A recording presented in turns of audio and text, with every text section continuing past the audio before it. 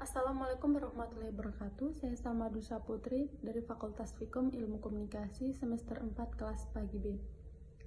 Dalam 5 menit mendatang kita akan membahas terkait bagaimana Gen Z memahami makna kemerdekaan Republik Indonesia. Nah, Gen Z ini dinilai memegang peran penting dan memberikan pengaruh terhadap perkembangan Republik Indonesia pada saat ini dan juga nantinya.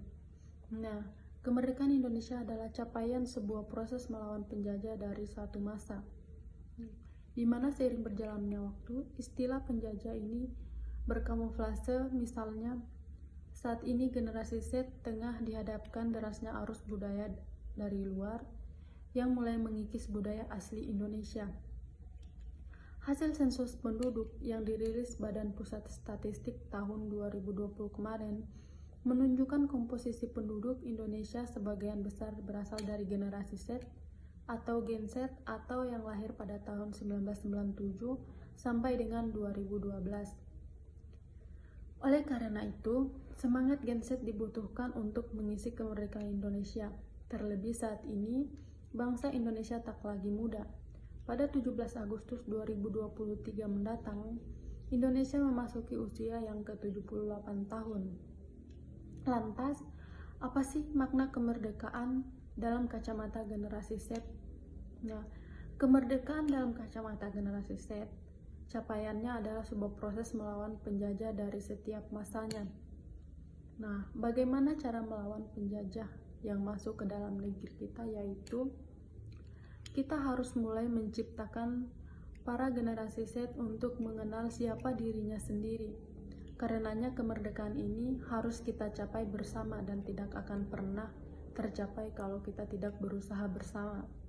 Nah, secara de facto, Indonesia telah merdeka, namun dalam berbagai hal, Indonesia belum bisa dikatakan merdeka. Ia pun menyoroti persoalan kemiskinan, ketidakadilan, utamanya perbedaan yang kerap dinilai menghambat kreativitas anak bangsa Indonesia. Nah, masalah kita hanya berkutik pada perbedaan ras, suku, agama, sehingga tidak bisa naik kelas pada masalah yang lain, yang lebih besar seperti innova dan kreativitas anak bangsa. Nah, dalam hal ini, kita perlu bersama-sama untuk membangun bagaimana Republik Indonesia lebih maju lagi, dan bersama-sama tanpa ada pembedaan ras ataupun kasta.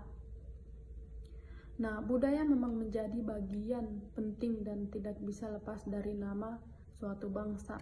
Dilepas dari nama suatu bangsa, budaya bisa dikatakan sebagai hal yang dapat menjadi representasi dari bangsa dan negara yang bersangkutan. Oleh karena itu, untuk generasi Z, kita perlu bersama-sama untuk lebih mencintai lagi dan lebih mengenalkan lagi budaya Indonesia dalam diri kita sendiri dan juga menyebarkan budaya-budaya Indonesia di dalam negeri kita ataupun di negara lain.